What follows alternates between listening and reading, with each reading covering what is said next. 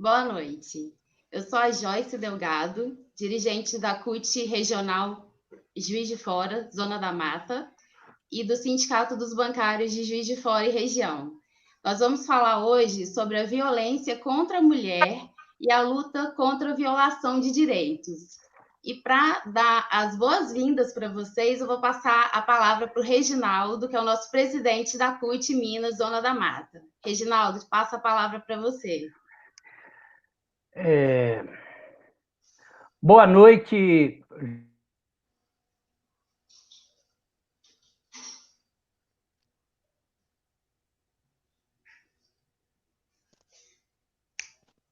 Está fechado o dedo.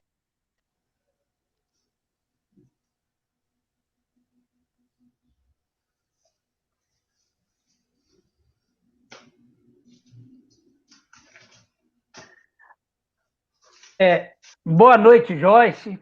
Boa noite, deputada. Boa noite, professoras Cleia e professora Raimunda. É prazeroso, antes de uma honra, estar recebendo debatedoras de nível, com o nível de vocês, tá bom? Essa live ela se torna muito importante nesse instante que a gente vê como as mulheres estão sofrendo violência em seus direitos, tá? Então, nós acreditamos que essa live, né, mais essa live vai ser um sucesso e ela vem bem a calhar para mostrar o nosso posicionamento contra essa violência sobre os direitos das mulheres, tá? Beatriz, nós temos um carinho muito grande, um respeito muito grande por você, pela Cleia, pela Raimunda e pela Joyce. A Joyce está estreando hoje na live e ela vai dar um show, tá?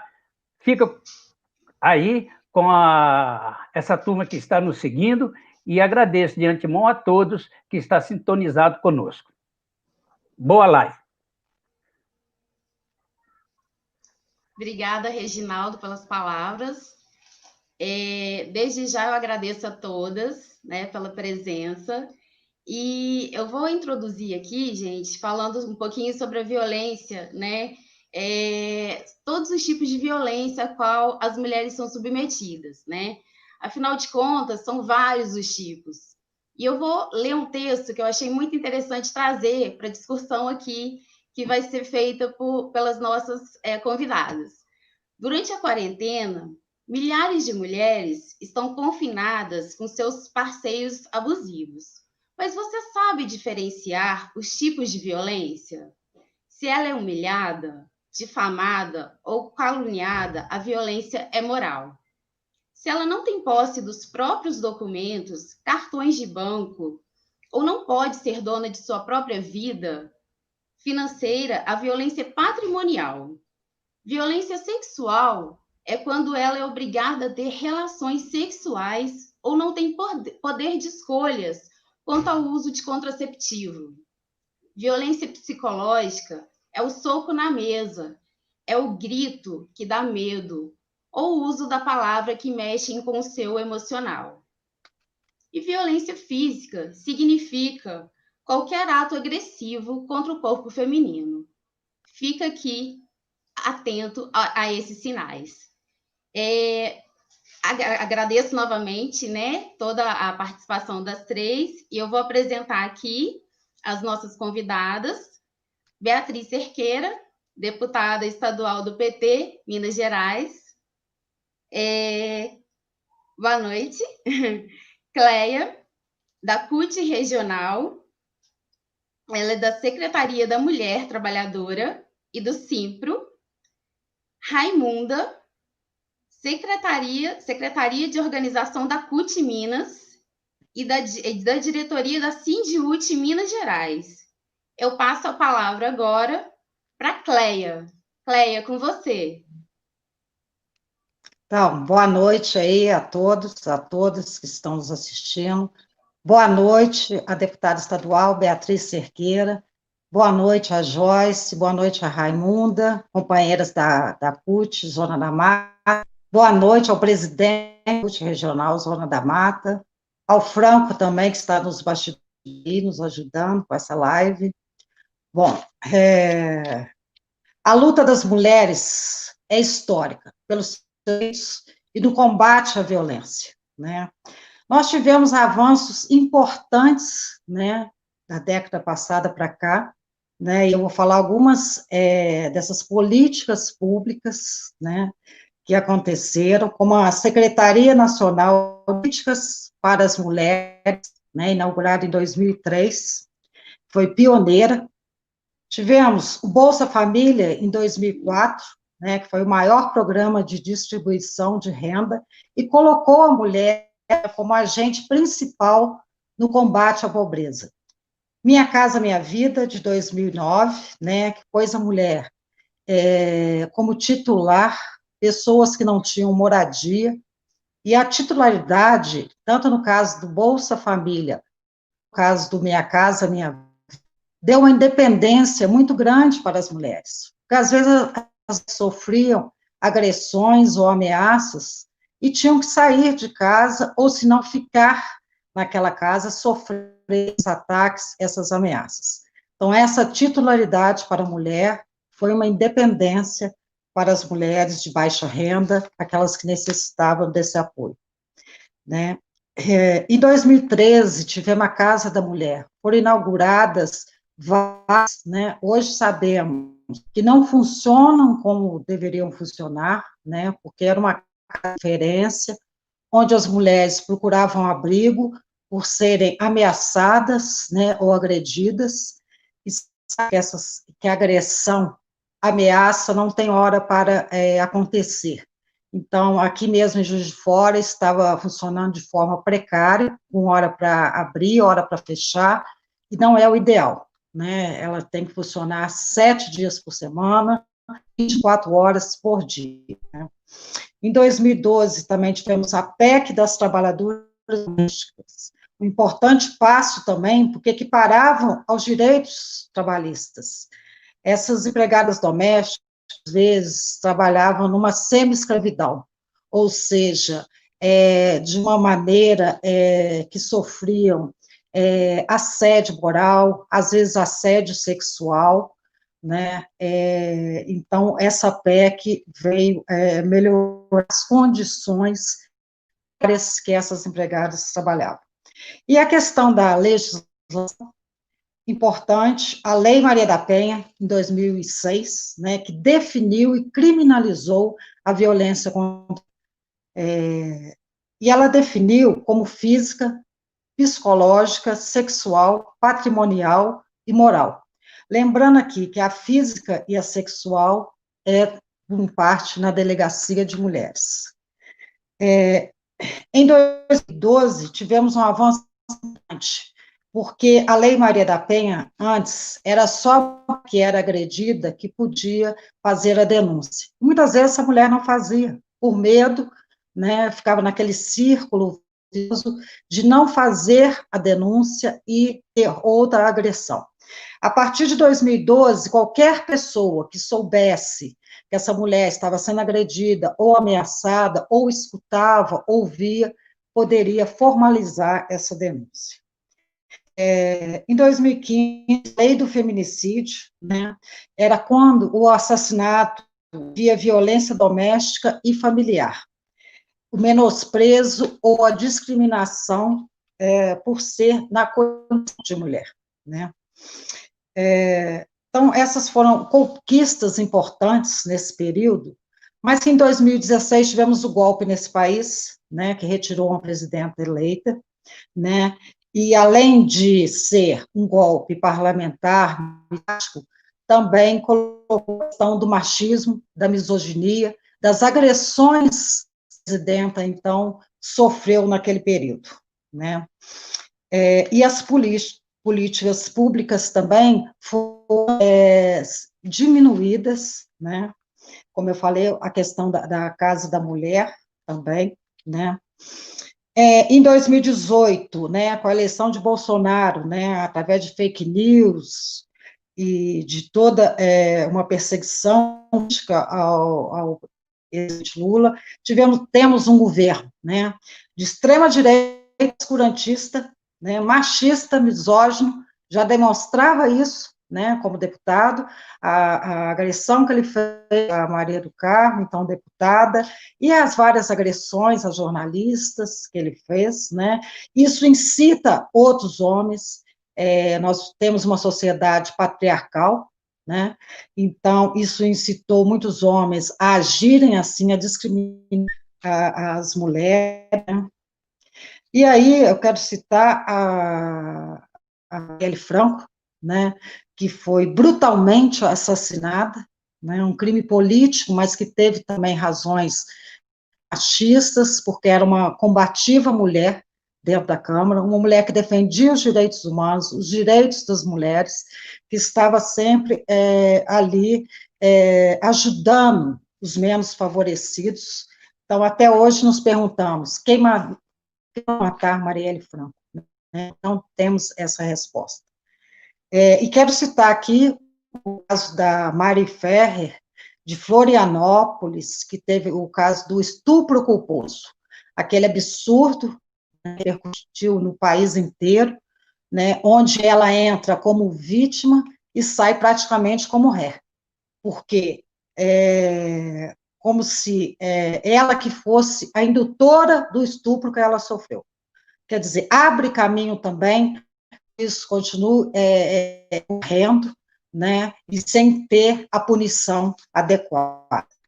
Por um homem branco, rico, né, então, quer dizer, são questões aí que ficam pairando, né, e a gente sofrendo as consequências do que isso pode provocar, além do sofrimento dela. E nas eleições, nós tivemos também vários casos, tanto das candidatas ao executivo quanto ao legislativo, de ataques machistas, misóginos, né? E aqui eu quero citar o caso da Manuela Dávila, candidata à Prefeitura de Porto Alegre, que sofreu vários ataques, fake news, né, por ela, mulher, né? Então, a Justiça mesmo colocou que foram mais de 600 mil fake news contra ela, né? E o caso também da Ana Lúcia Martins, de Joinville, eleita vereadora, que, além das fake news, ataque racista, ela teve também ameaça de morte. Então, são situações ruins, né, de ameaça às mulheres que se colocam em condição política, né, que querem participar, né, da política, né. Então, isso vem acontecendo, fora os outros que aconteceram por aí. Para finalizar, as mulheres podem e devem ocupar o lugar que elas quiserem, sendo uma questão muito também de classe, interesse das mulheres trabalhadoras devem estar incluídas, além da questão do gênero. Obrigada. Obrigada por ter ficado dentro do tempo estipulado. Agora eu passo a palavra para a Raimunda. Com você, Raimunda.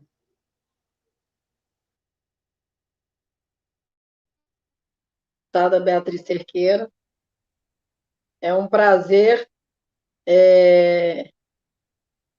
participar de uma live, né, com você. Até eu preferia que você falasse antes, porque você é uma inspiração para a gente. Mas aí a gente vamos estreando aqui na... Boa noite a Cleia, né? Parabéns pela fala da Cleia, foi muito boa. Boa noite, Reginaldo, o Groy, que está nos ajudando aí, e as pessoas que estão nos assistindo. Eu vou começar a minha fala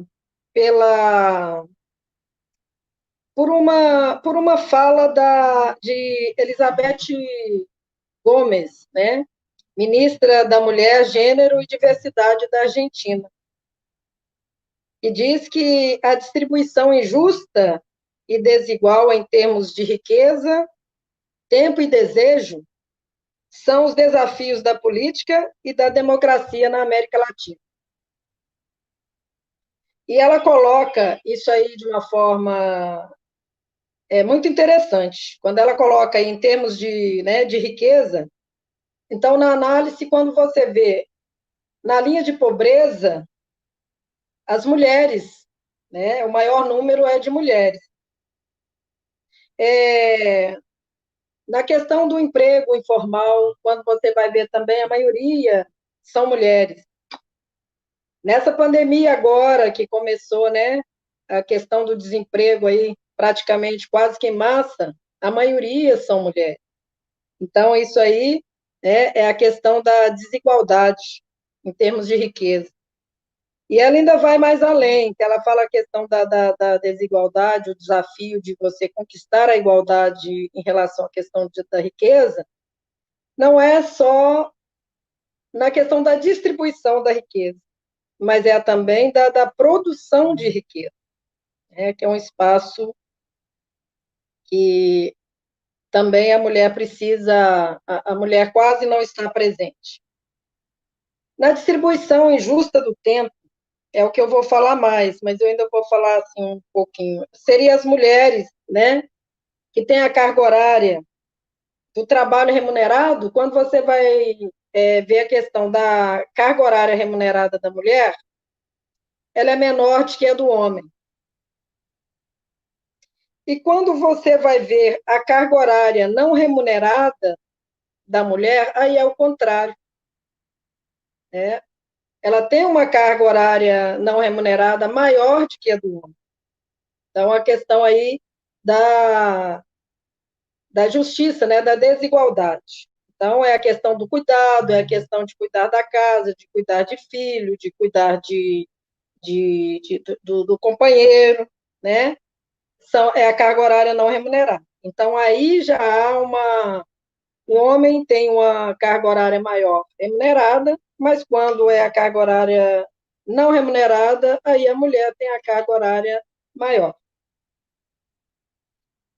E da distribuição injusta do desejo, que é o mais interessante aí que ela colocou assim de uma forma, seria a mulher enquanto reprodutora da mão de obra para o capitalismo, né? Tem seu corpo sob o domínio e controle do Estado, que é o que a gente vem brigando até hoje aí pela questão dessas questões. A Cléia acabou de colocar aí uma questão de estupro, né?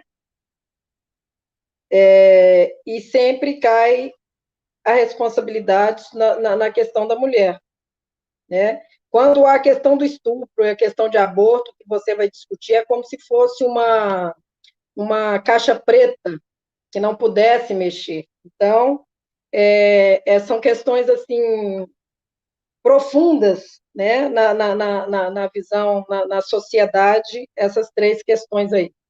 Só que como trabalhadora da educação, né, como diretora estadual do Sindiúti, eu vou me ater mais na questão da distribuição injusta de tempo. Porque nesse momento, igual a gente vê na questão da pandemia, a mulher já tem essa sobrecarga, naturalmente. Então, ela tem a carga de trabalho dela remunerada, que, embora sendo menor do que a dos homens, ainda assim é uma carga horária, né, relevante, e ela tem uma carga horária não remunerada que é muito maior.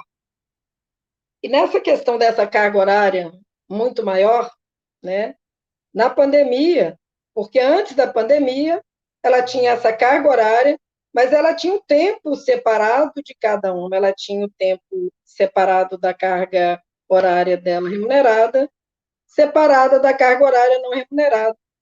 E com a pandemia, está tudo ao mesmo tempo. Então, ao mesmo tempo, ela faz o trabalho remoto em casa, cuida de filho, cuida de marido, cuida da casa, e ao mesmo tempo, com isso, e a questão do trabalho remoto, como eu vou falar aqui da questão da pesquisa que foi feita pela UFMG e a CNTE, então a carga horária em casa, do trabalho remoto, ela é muito maior, tanto na preparação das aulas, quanto na questão do trabalho em si, das aulas remotas que você dava. Chega na questão ali, então, o que acontece? Aumentou a carga horária dela em termos com trabalho remoto, e, ao mesmo tempo, ela faz esses dois trabalhos, o remunerado e o não remunerado.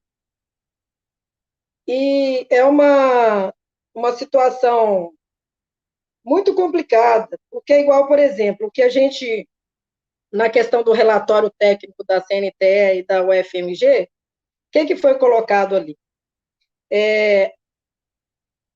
As condições de trabalho, né? Houve um aumento de carga horária, como a gente já colocou aí, de trabalho.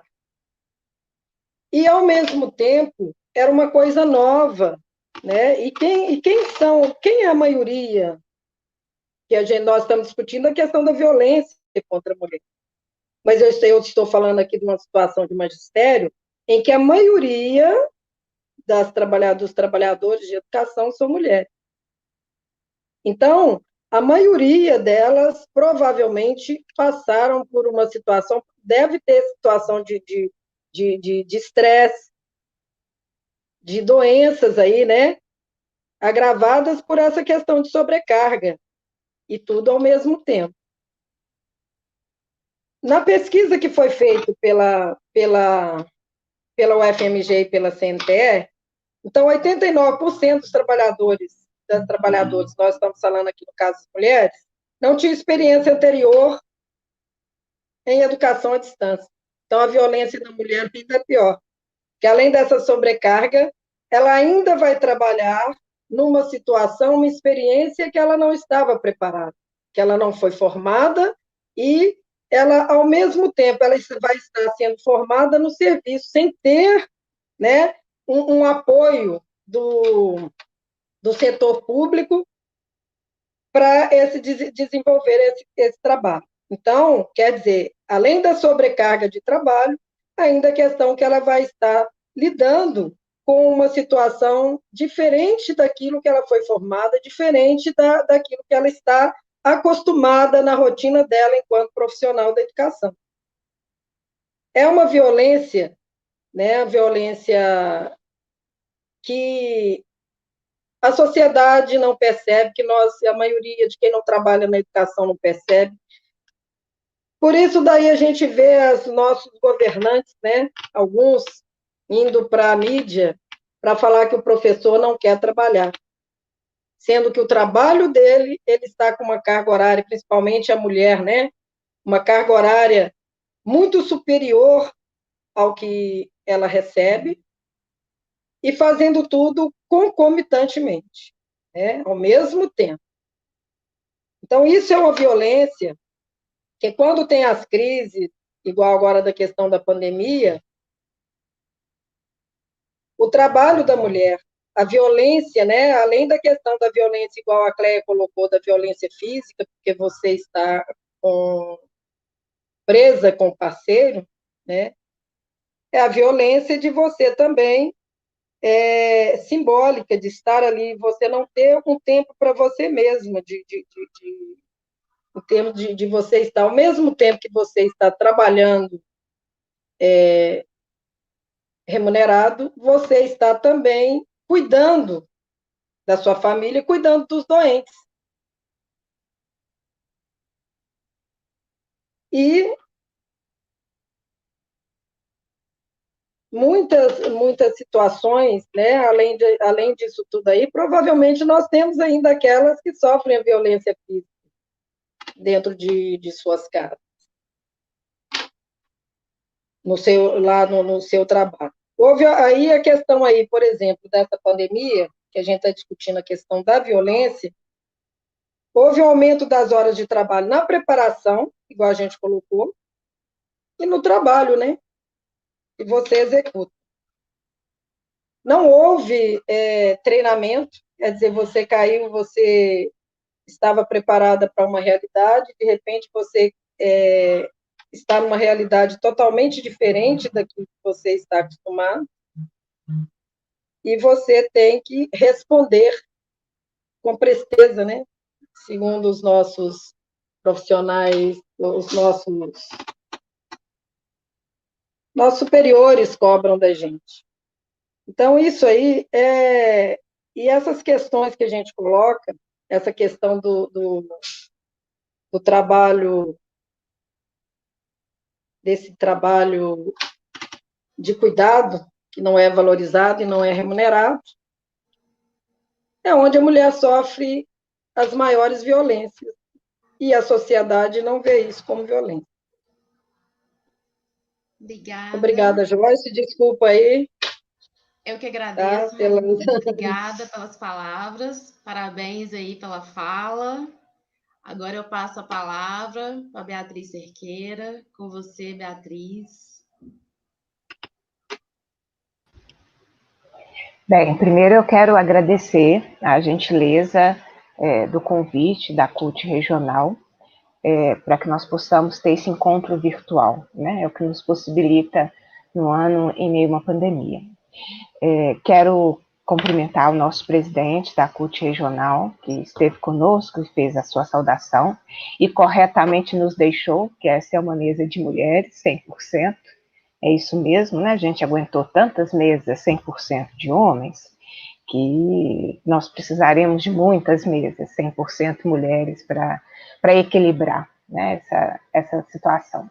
Quero deixar um abraço para a Joyce, que é a nossa mediadora, né, agradecê-la, a Raimunda, minha colega de profissão, de direção, né, de luta defesa da educação, a Cleia, que cumpre uma tarefa importantíssima na nossa central, numa secretaria essencial, né, queiramos que nós não precisemos da Secretaria da Mulher Trabalhadora, mas precisamos. Todos os indicadores, todas as pesquisas demonstram as desigualdades que nós enfrentamos, nós mulheres, em relação aos homens. Eu quero contribuir com algumas questões. Eu vou trazer dois pontos para o debate nosso. O primeiro, que essa pandemia, que é uma situação completamente... gente, perdão, antes de falar da pandemia, eu quero parabenizar Juiz de Fora, que agora tem uma prefeita. Como é bonito falar isso, prefeita. É muito importante a eleição da deputada federal Margarida Salomão, que tem uma trajetória, né, em defesa do povo, em defesa do que é público, e eu não tenho dúvidas de que fará uma gestão em defesa do povo, que fez uma campanha belíssima.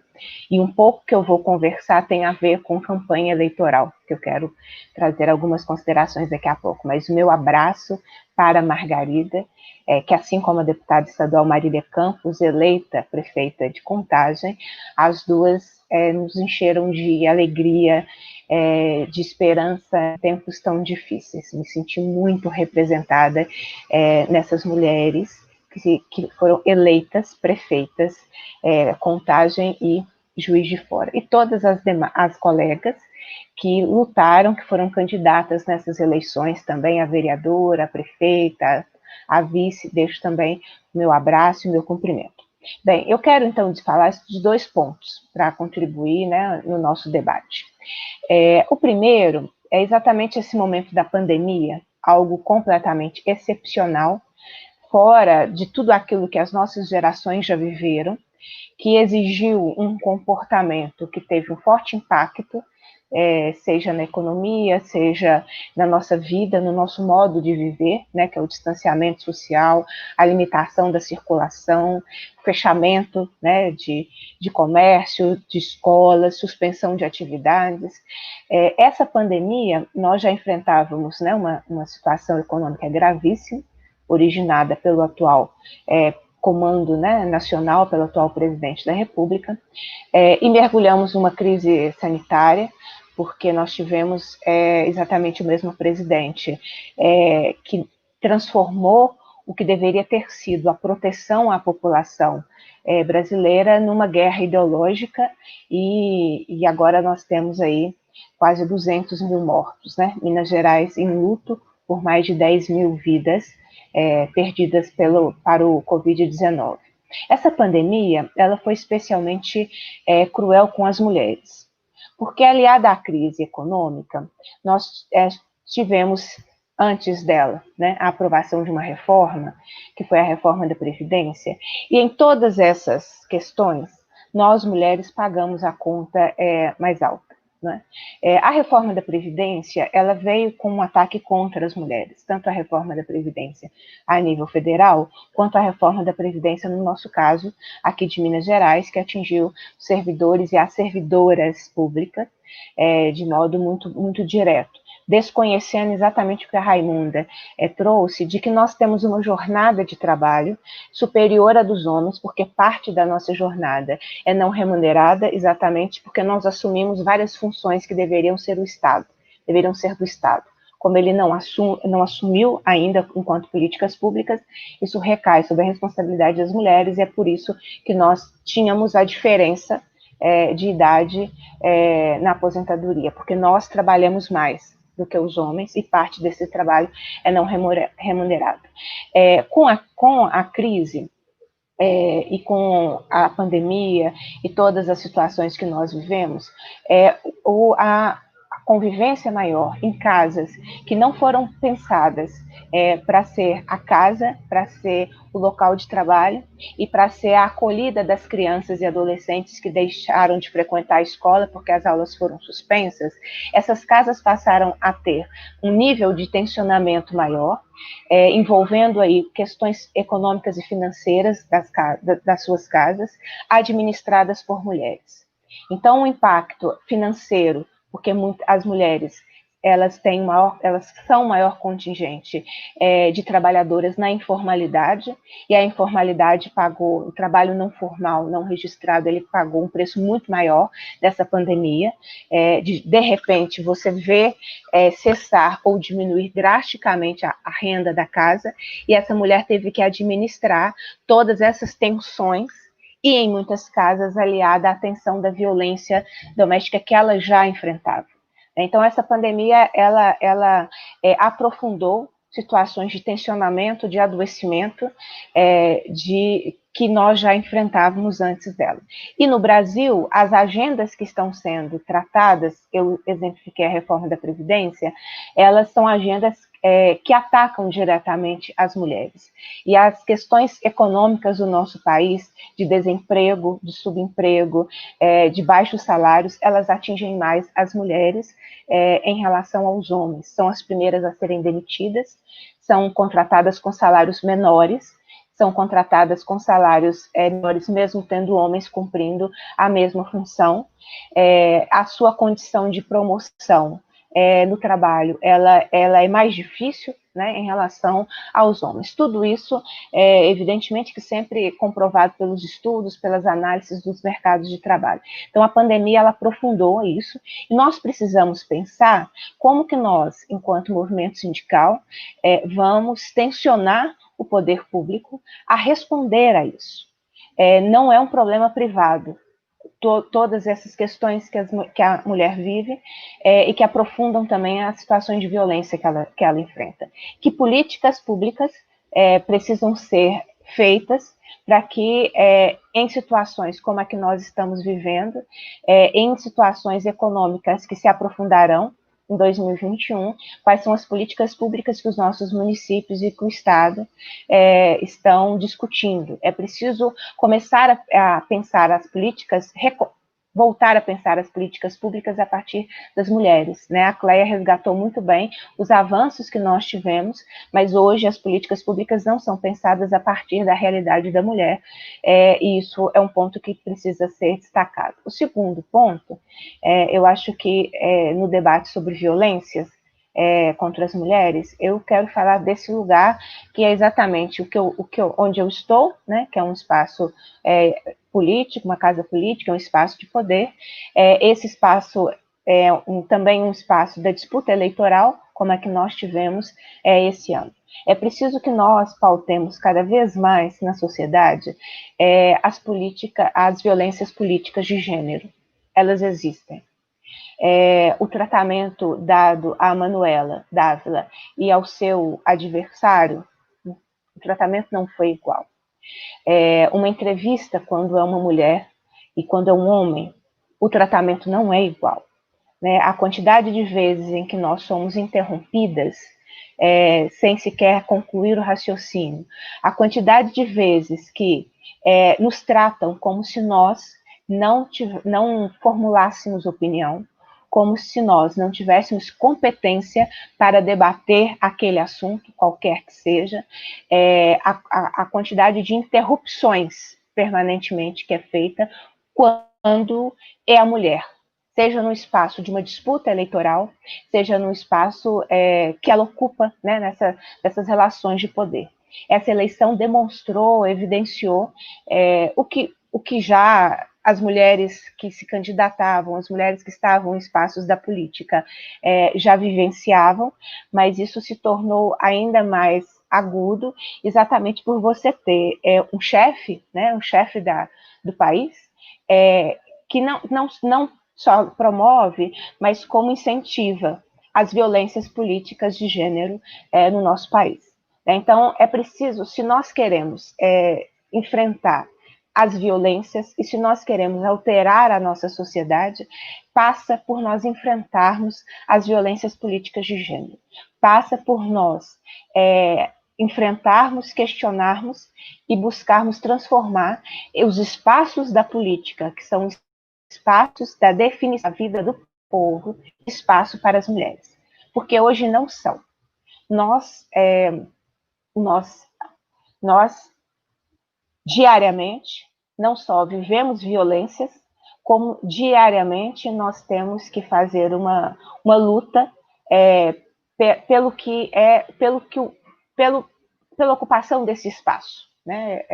É isso que eu quero dizer. Todo dia é uma luta, todo dia é uma guerra para que esse espaço ocupado pelas mulheres ele seja respeitado. Os lugares que nós ocupamos não são respeitados na sociedade que nós estamos.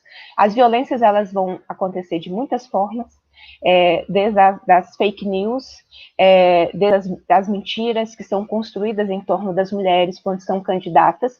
Façam o exercício, né, da candidata vereadora, da candidata a prefeita, da candidata a presidenta da República, né, se nós não vemos isso, não é? Essa semana, num debate na Assembleia, que não tinha nada a ver com a presidenta Dilma, a presidenta foi trazida ao debate por um deputado. E não diz o nome da presidenta. A presidente, a ex-presidente, quer dizer, não, a presidenta tem nome. Não é? Então, esse silenciamento, ou essa invisibilização, ou essa tentativa, muitas vezes, de apagar as mulheres que estão no espaço da política. Não é?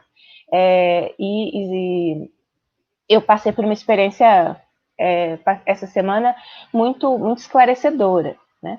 Eu fui discutir orçamento do Estado e fui tratada como se os dados que eu apresentava não fossem dados, fosse uma opinião.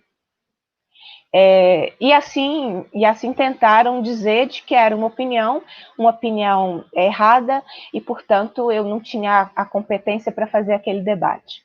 Um outro debate sobre privatização, foi a privatização da Copasa, da mesma forma, a ideia de que eu, como mulher, não tinha a condição de fazer aquele debate. Né? Isso é mais comum do que a gente imagina.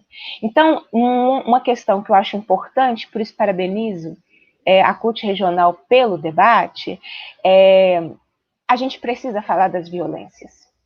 Porque as violências, elas são tão rotineiras, elas se expressam de muitas formas, como a Cleia descreveu, que nós não conseguimos identificar todas as violências que nós sofremos. Quando a violência é no âmbito doméstico, é ainda mais difícil, porque aliado às violências, e no âmbito político também, eu posso dizer, há um grande sentimento de vergonha por vivermos essa situação de violência, é um constrangimento. Eu não sei como que isso acontece, mas vocês já repararam quantas vezes nós vamos conversando e vamos nos justificando e vamos pedindo desculpas? Isso é, inclusive, cultural. Nós começamos nós justificamos nossos atos, nós pedimos desculpas pelos nossos atos, nós tentamos, muitas vezes, e às vezes rotineiramente, vamos explicando aquilo que você não tem que explicar. Mas esse lugar de nos enxergarem como não nos pertence, vai fazendo com que culturalmente a gente sempre tenha que sair justificando. Eu não sei se eu estou conseguindo explicar, mas desse lugar que eu estou, né, não é um lugar de muitas violências. E eu dizia da necessidade de nós conversarmos sobre as violências, porque a gente não as identifica sozinha muitas vezes, não é? Nós não identificamos muitas vezes, não é? Se você está sentada numa mesa conversando com outras parlamentares e chega um deputado e pergunta o que é que o clube da Luluzinha está fofocando, a princípio a gente pode achar que é um comentário, né? Pode ser um comentário meio grosso, mas é um comentário, não é uma violência. Por que quando mulheres sentam para conversar é fofoca? E quando homens sentam para beber uísque é uma conversa, não é? Então, essas questões elas precisam ser ditas para que nós possamos fazer o enfrentamento das violências. Então, a importância desse debate que nós estamos fazendo, eu esqueci de olhar meu cronômetro próprio aqui, mas acho que eu estou chegando no final da minha fala, mas eu queria dizer isso, do lugar que eu estou, da importância de nós conversarmos sobre violência política de gênero.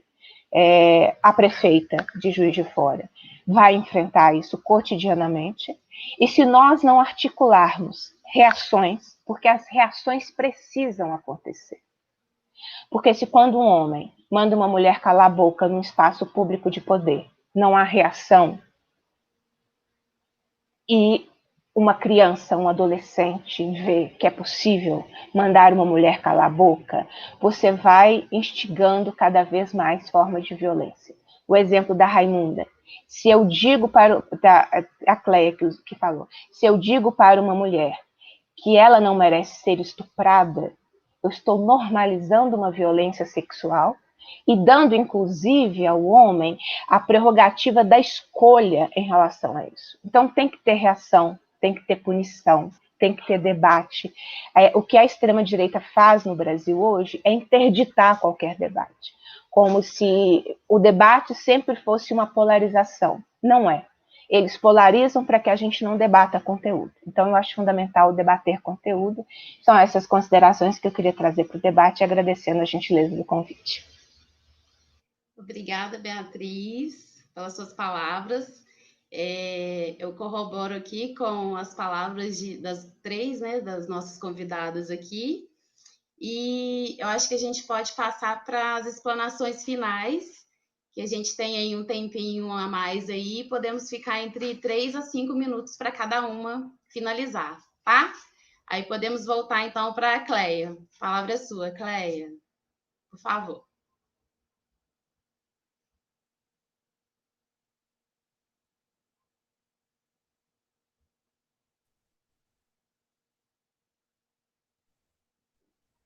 Então, agradecer aí, né, a participação da deputada estadual, da Raimunda, da Joyce, né, que fez debate aí sobre a questão das mulheres, importantíssimo, né, ainda mais esse momento de retrocesso que estamos vivendo, né, como a Bia colocou, a reforma da Previdência, a reforma trabalhista, né, o congelamento de gastos, né, a luta, né, pelos nossos direitos, né, no combate à violência, né, é importante que nós, trabalhadoras, cada vez mais ocupemos esses espaços de luta, né, como sindicatos, sindicais, os movimentos sociais, né, os espaços políticos, né, para termos representatividade, né, e conseguirmos avançar nas pautas da classe trabalhadora e nas pautas também de interesse das mulheres. E aqui também colocar aqui que tivemos uma grande vitória, uma vitória histórica da Margarida como prefeita de Juiz de Fora, por ser mulher, a primeira mulher, e também por ser do Partido dos Trabalhadores.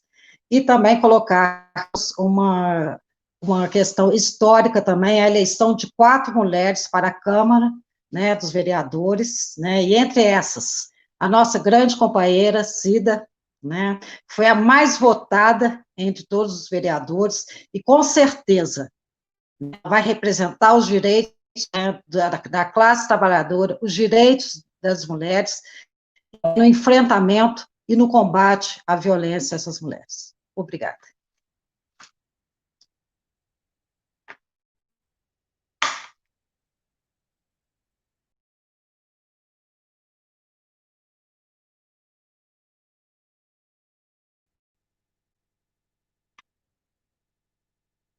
Agora sou eu para as minhas palavras finais. Obrigada, Cleia. Raimunda, a palavra é com você, por favor. Agradecer, né, a oportunidade de estar participando dessa live e agradecer a Cleia, a deputada Beatriz, e nas minhas considerações finais, eu gostaria aqui de agradecer de público a Beatriz, a deputada Beatriz Cerqueira, pelo trabalho maravilhoso que ela tem feito na Assembleia Legislativa. Eu sei que a fala dela, da questão da violência, foi uma fala de que ela vivencia isso todos os dias.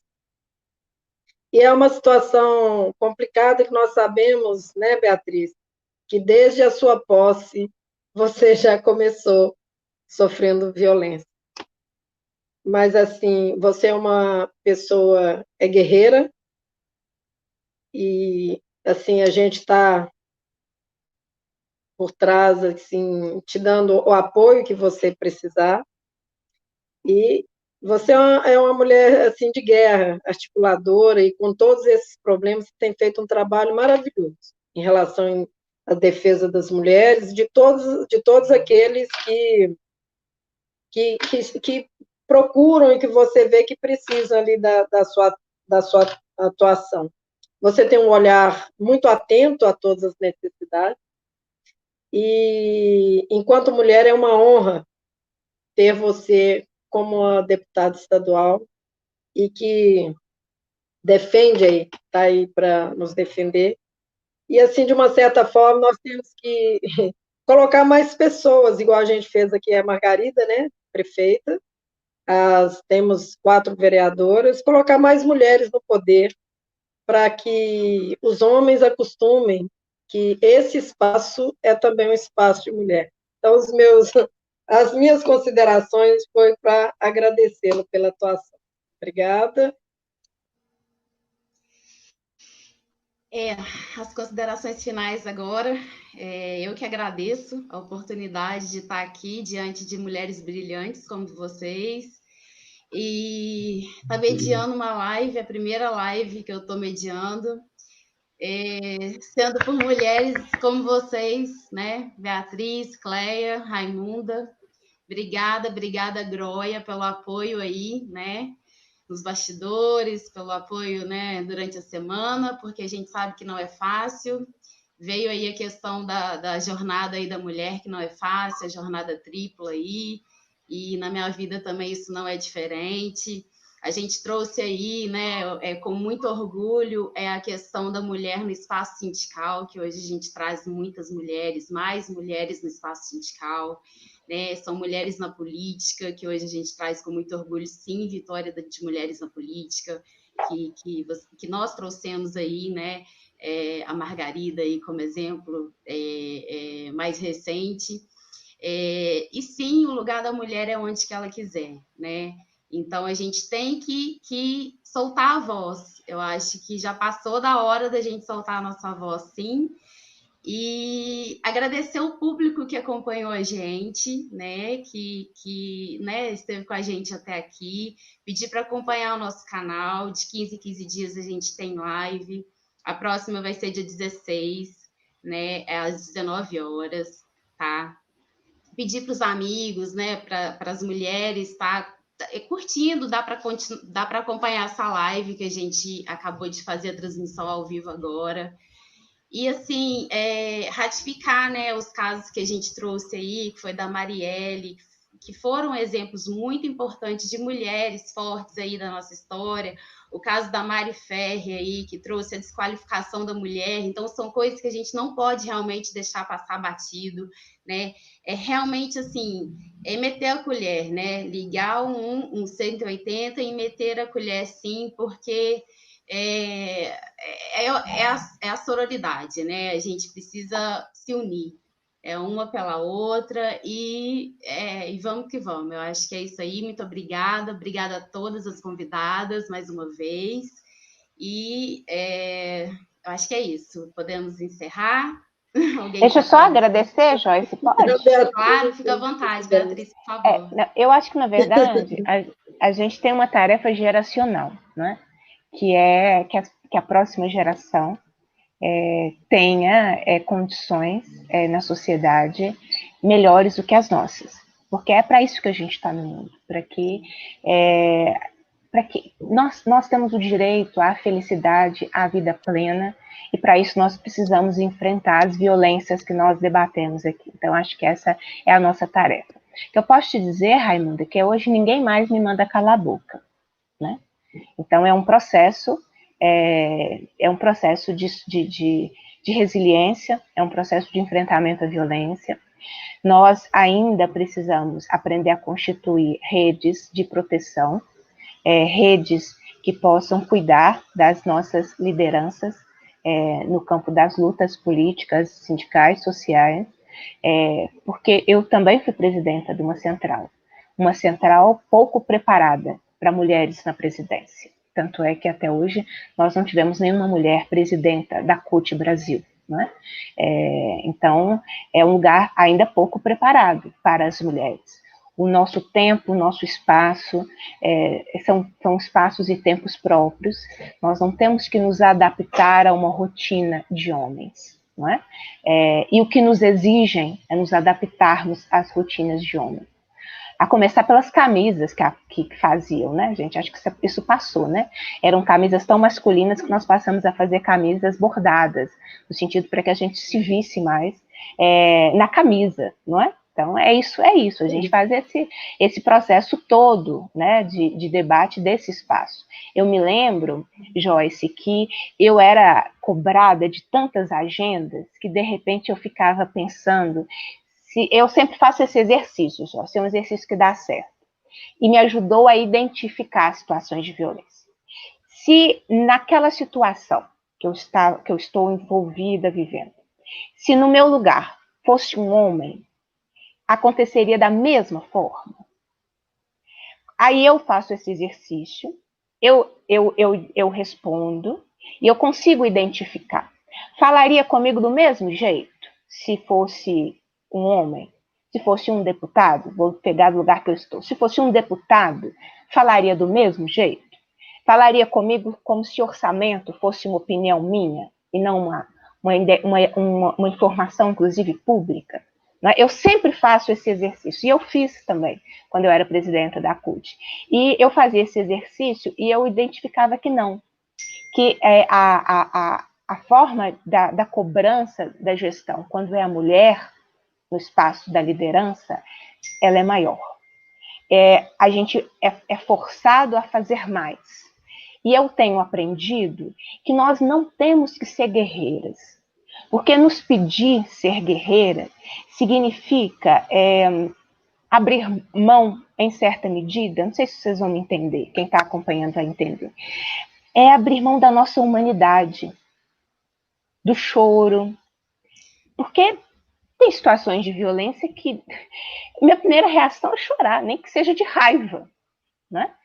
Mas a guerreira, né? Então, assim, é preciso, inclusive, a gente ressignificar, né? E não exigir de nós mesmas que nós percamos a humanidade. Eu vejo as pessoas cobrando agendas por 7 dias da semana. Qualquer dia eu vou perguntar assim, gente, se eu fizer essa agenda, eu vou lavar roupa que horas? Eu vou passar vou limpar o pó da minha casa, vou ficar numa... Que horas? Porque sou eu que faço isso. sou eu que vou dobrar a roupa quando terminar essa live, não é? Isso a gente tem que discutir, porque senão a gente também fica na discussão teórica, que ela é importante, sobre a nossa condição, mas vamos descer para essa vida concreta, né? Das milhares de mulheres que estão adoecidas, estressadas, estafadas, né? E a gente ainda tem que escutar que a gente está estressada toda vez que a gente tem uma opinião sobre alguma coisa. Mas as mulheres estão adoecendo mais. E esse mundo, esse ano no Brasil, que é dezembro, né, gente? A gente já está se despedindo de 2020. Foi um ano adoecedor. A gente está enxergando as mulheres que estão próximas a gente com todo esse adoecimento. Nós estamos vendo, nós estamos nos acolhendo, né? Alguém precisa falar sobre essas coisas, né? Então, essas eram as minhas considerações finais. Então, Joyce, um grande abraço para você. Você brilhou na mediação da live, né? É um exercício, esse mundo virtual que nós somos empurrados para ele, né? Diante do distanciamento social necessário. Raimunda, um abraço, morro de saudade. Deixo também um abraço aí para Raimunda, toda a nossa turma, né? Da educação da rede estadual. Me permitam mandar um abraço para a Cida e, através delas, das vereadoras eleitas. Não é pouca coisa. 4 vereadoras, a vereadora mais votada. É por isso, Joyce, que eu conto sempre que eu fui a mulher mais votada para a Assembleia Legislativa. Porque não é um debate pessoal. É porque se a gente não conta, não contam por nós. A tarefa do opressor é sempre apagar a história que não lhe interessa. Então, eu falo exatamente para contar essa história, até porque poucos contaram, tá? Poucos contaram em 2018 isso. Então, deixo um abraço para você, para o Reginaldo, para a Cleia, que também foi um prazer, para o Goya, para o Franco, que fez toda a mediação, fez os contatos, um beijo enorme para ele também, que esteve aí conosco, e sigamos fazendo a luta necessária, como nos ensina a marcha, sigamos em marcha até que todas sejamos livres. Abraço a todos que nos acompanharam. Obrigada mais uma vez, vou chamar o Reginaldo, que ele quer dar a palavrinha final aqui para gente. Obrigada mais uma vez pelo carinho, pelas palavras e pela motivação. Reginaldo, a palavra é sua. Obrigada pelo convite, Reginaldo. Eu que agradeço, Joyce, essa coragem sua de, pela primeira vez, mediar uma mesa dessa com a nossa deputada Beatriz, a Raimunda, a Cleia. Mas vocês estavam em boas mãos, porque o Glória é um companheiro, é um diretor fabuloso. Eu queria, Beatriz e todas vocês, né, enquanto vocês 4 falavam, eu fui remetido no tempo, há quase 54 anos atrás, 30 de dezembro agora, completa 54 anos, que aconteceu em Búzios, um crime que chocou todo o Brasil, né? Foi o da Ângela Diniz pelo seu companheiro Doc Street, né? E que, naquele momento, o movimento feminista marcou território, marcou época com aquele jargão, quem ama não mata. Doc Street foi condenada a 2 anos e, imediatamente, por força de sursis, ele foi solto. E o movimento feminista entrou em ação e começou a fazer uma cobrança, um movimento muito grande no Brasil todo, novo julgamento, e ele foi condenado a 15 anos. Foi um marco, entendeu? Provavelmente nenhuma de vocês estavam encarnada ainda, mas eu estava, foi em 76, 30 de dezembro de 76. Ela era uma jovem, né?